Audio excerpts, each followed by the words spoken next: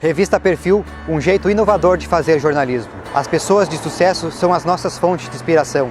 Conheça mais um case de sucesso do nosso entrevistado, Léo Castelo, da empresa Ecoville Brasil.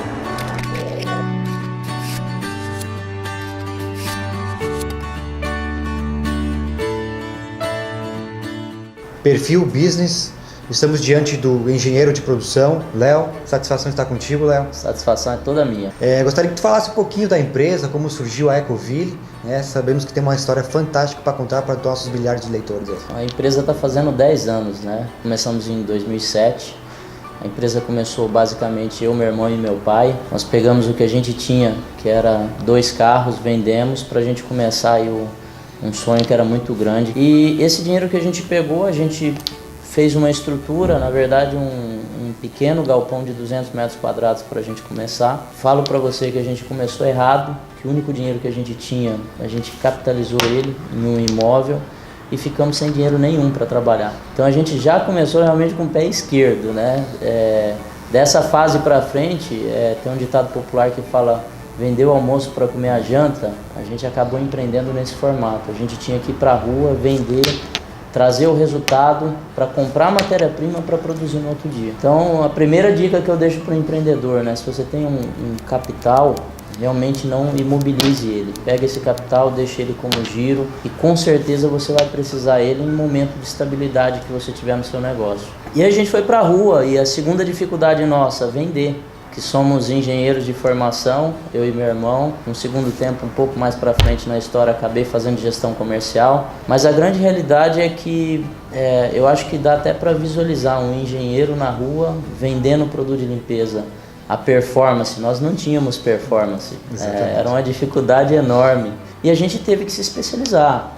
Eu acho que o empreendedor, para ter sucesso, ele tem que se preparar muito. E como essa era uma dificuldade nossa, a gente começou a se preparar e fomos se preparando.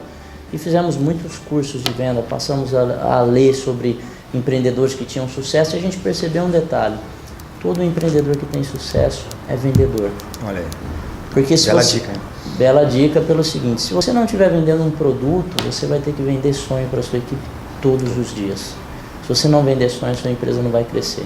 E a gente foi com esse sonho, começamos a melhorar a performance de venda.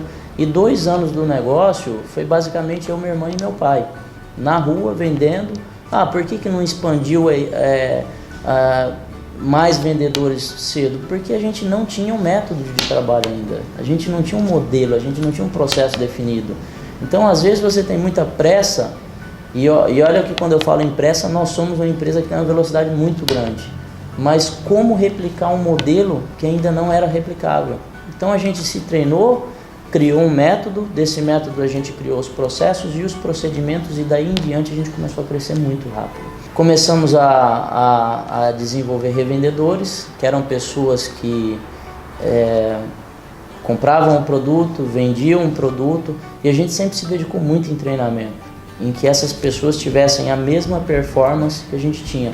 Para a gente, naquele primeiro momento, não importava a quantidade, sim a qualidade que as pessoas iam levar a nossa mensagem. Num segundo momento, mais para frente, a gente começou a entender que o nome disso era cultura empresarial. O empreendedor, quando está começando, às vezes você faz muita coisa que nem sabe que aquilo tem uma teoria.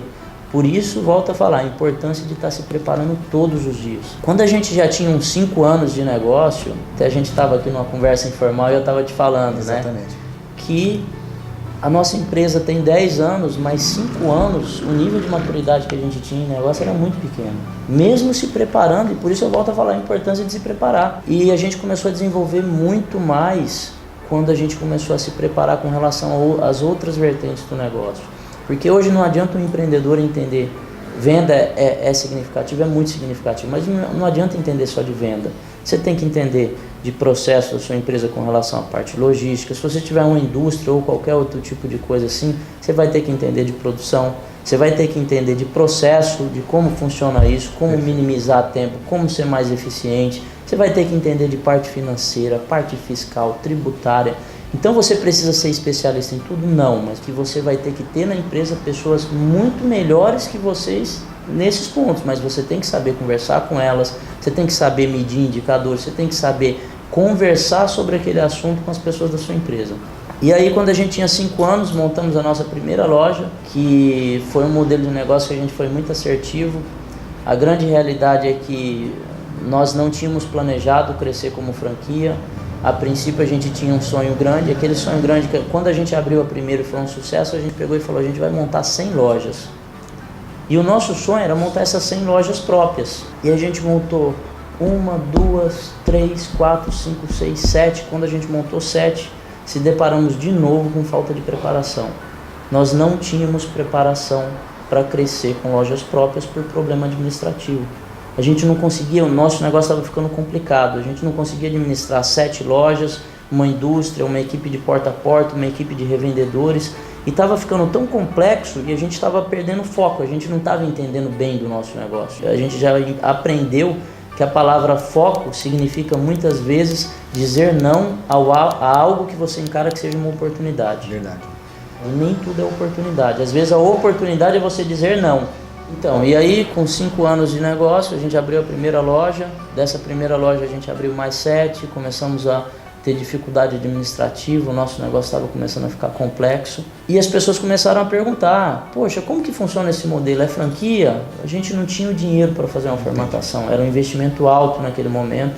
E a gente acabou abrindo um modelo que a gente chamava de licenciamento. O que seria o licenciamento? Nós formatamos o negócio internamente, parte de marketing, os manuais, como ia funcionar os processos, mas nós não se filiamos à ABF, que é a Associação Brasileira de Franquias. E a gente começou a abrir loja nesse conceito. Em 4 anos a gente abriu 142 lojas no modelo de licenciamento. Foi uma expansão agressiva, mas eu acho que o grande boom do nosso negócio foi quando a gente se filiou à ABF.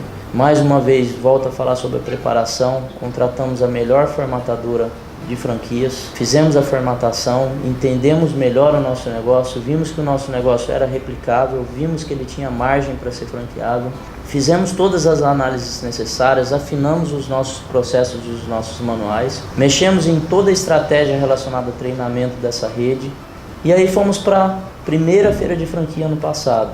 Foi onde a gente começou a ser enxergado pelo mercado como um modelo de negócio realmente diferenciado e nesse último ano nós fechamos aí mais de um contrato por dia, né? Hoje o número é cerca de 370 contratos fechados em 370 dias aproximadamente, digamos assim. Incrível. Então, um processo de expansão legal, as coisas estão acontecendo de forma muito positiva, a gente está treinando muito a equipe, a gente está trazendo muita gente boa para dentro do negócio e eu acho que é isso que faz o negócio crescer. E aquele momento, deve ter, inclusive, um momento no começo que houve aquele momento que vamos desistir, não está dando certo. Como é que foi tudo isso? A gente sabe que com certeza ocorreu e ocorreu com todas as empresas, né, Léo? Na verdade, quando a gente começou, eu tenho algumas cenas na cabeça. A gente ia para a rua vender, a gente não começou grande, a gente começou muito pequeno. E quando a gente fala que ia vender, gente, com todas as dificuldades que um pequeno empreendedor tem em cima de um carro velho. Quantas vezes a gente tinha lá a Kombi com problema no motor, você andava com 1 litro de óleo e ficava completando no decorrer do dia e ela vazando porque você não tinha dinheiro para arrumar o motor da Kombi. Olha aí. Quantas vezes você estava num dia de venda ruim, de você abaixar a cabeça no volante assim e falar assim, meu Deus, me ajuda, eu não posso voltar sem resultado hoje. E se teve dias que a gente pensou em desistir, teve vários. Hoje eu até costumo falar para uma pessoa que está entrando no negócio, dos 10 anos de empresa eu não lembro de um dia fácil, não tem um dia fácil, todos os dias são difíceis. E por isso que é importante a pessoa que vai empreender, ela trabalhar muito um quesito que é muito significativo, a resiliência. A pessoa tem que ser muito resiliente, porque empreender não é fácil, é difícil, mas no final das contas, se você tiver um grande sonho, um grande objetivo, tiver disposto a se preparar, ter disciplina, foco para às vezes dizer não para as coisas que te chamarem para o outro lado, tenho certeza absoluta que qualquer um pode empreender e pode realizar um sonho, pequeno, médio ou grande. E como que você vê, Léo, hoje empreendendo no Brasil, né? Esse momento que o pessoal fala tanto de crise. Eu sempre gosto de falar o seguinte, crise, a quebra de uma empresa, o sucesso de uma empresa, o primeiro ponto onde ela está é na cabeça. O sucesso e a derrota, ele está em primeiro lugar de tudo na cabeça. Só que a gente tem segmentos que sentem a crise? Tem. Um pequeno empreendedor, ele tem que esquecer as coisas paralelas ao negócio, tem que esquecer tudo completamente, ele tem que esquecer crise política e ele tem que trabalhar. E uma coisa que eu falo bastante é também que a gente tem que esquecer isso e desenvolver uma empresa para ser uma empresa vendedora. Uma empresa vendedora muito difícil ela não ter sucesso. E muitas vezes a gente fica se sabotando, né? Depois que eu fizer isso na minha empresa, eu vou começar a ter resultado. Exato. E aí você faz e depois você arruma outra desculpa. Não, agora depois que eu fizer isso, eu vou começar a ter resultado. E o resultado ele tem que começar hoje, agora. Tem que ser uma empresa focada em resultado, em indicador e em venda. E aí eu acho que a crise acaba ficando um pouco de lado. Essa é a linha de raciocínio. Na nossa empresa, a gente não permite falar em crise. Não permite falar em crise, porque a crise não nos atrapalha em nada. Exatamente. Para a gente acaba sendo muito positivo, porque eu acho que é um momento que a população acaba repensando sobre tudo que ela compra. E às vezes você entrando com um conceito de negócio diferenciado, com preço diferenciado, com performance diferenciada, com atendimento diferenciado, tudo aquilo que você precisa ter no negócio, eu acho que você tem tudo para ter sucesso no momento da crise. A crise também significa oportunidade. Gostaria que falasse um pouquinho mais do seu mano, né, o seu irmão, o Léo, e também o seu pai hoje, importantes, né, nessa conjuntura que forma essa empresa familiar de muito sucesso hoje a nível de Brasil, né? Quando a gente montou o negócio, eu trabalhava na Coca-Cola. Eu tinha uma boa estabilidade financeira. O negócio iniciou praticamente com meu irmão e com meu pai. E quando eles iniciaram, eles plantaram aquela sementinha na minha cabeça e ficaram ali me cativando. Léo, vem, vamos junto. E quando deu 3 meses depois, eu saí. Tem aquela quebra de paradigma, a falta de segurança. Eu tinha um bom cargo de executivo na Coca-Cola. E para você sair para ir vender produto de limpeza na rua, realmente é o risco total, né? Mas eu acho que a palavra empreender ela está diretamente ligada a risco. Você tem que arriscar se você quiser realizar algo maior. Meu pai é uma pessoa de grande conhecimento. Ele não tem funções administrativas ou rotinas na empresa, mas é um cara que tira todo mundo da zona de conforto o tempo todo. Então é um cara que entende de tudo. Ele fala sobre financeiro, ele fala sobre produção. E se for preciso, quando eu falo sobre produção, se for preciso ele ir na máquina lá, porque ele mexeu com isso a vida inteira, e identificar um problema junto com o pessoal da produção e falar, tem que fazer isso e aquilo. Se for preciso desmontar, ele ainda desmonta. E a gente também tem muito esse perfil. Tem uma coisa que a gente já colocou na nossa cabeça, que o empreendedor não pode ter nem ego, nem vaidade, nem arrogância. Isso destrói o negócio. Você começa a crescer um pouco e começa a deixar de fazer coisas que você fazia, que te levaram ao sucesso. Meu irmão, pessoa também formada em engenharia, um cara de grande conhecimento. Em determinada parte do negócio a gente começou a entender que a gente tinha que ter alguns freios aqui na empresa, porque os dois são acelerador. E a gente teve que acabar contratando pessoas específicas em algum departamento para nos frear. Entendi. Né? Controladoria, pessoas para ter um planejamento estratégico para seguir, porque no passado, 5 anos atrás, a gente aprendeu que dizer não era também ter foco.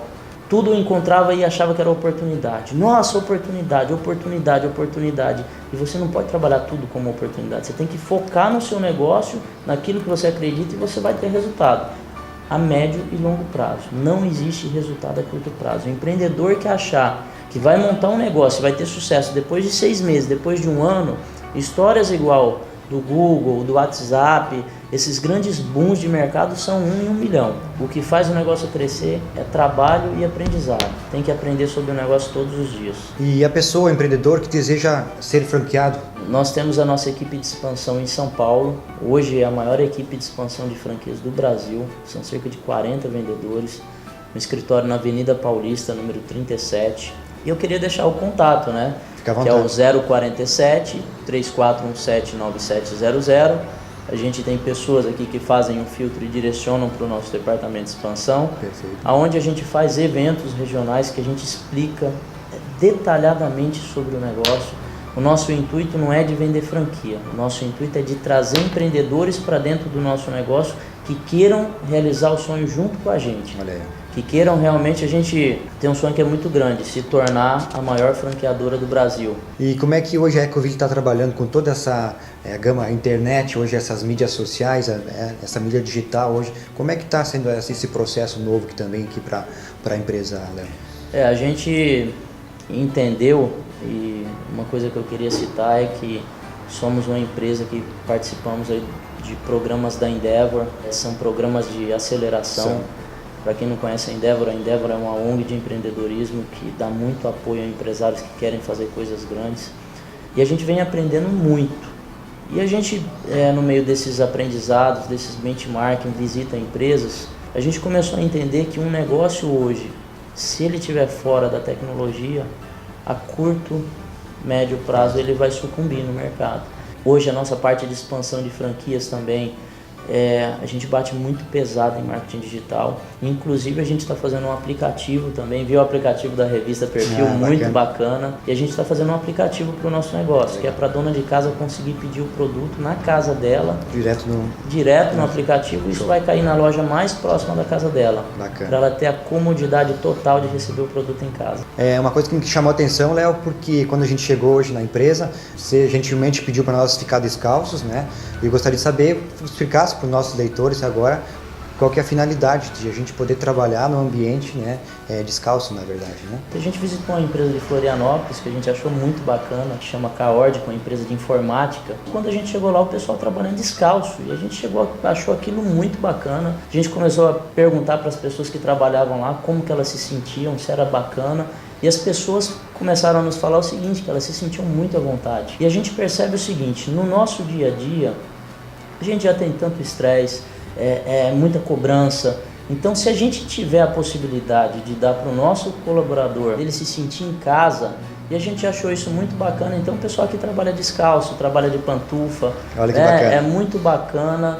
No dia a dia isso faz toda a diferença, o pessoal gosta muito e eu acho que a gente tem que partir para coisas novas, para deixar o colaborador cada vez mais motivado. Isso é um diferencial da empresa e a gente acaba atraindo mais pessoas para trabalhar com a gente por algumas coisas que a gente vem fazendo. Anotem aí, inovação, pessoal. É isso que a Ecoville está fazendo. E para finalizar, eu gostaria que tu falasse um pouquinho outras dicas, né? Aquele empreendedor que está começando agora, aquele jovem que sonha em ser um empresário, ser um empreendedor, como falaste. O que tu diria a ele? Eu posso dar várias, mas eu vou falar duas, que eu acho que são dicas de ouro. Primeiro de tudo, o empreendedor quando começa, esqueça todo o ego e toda a vaidade de ser empresário. Esqueça isso.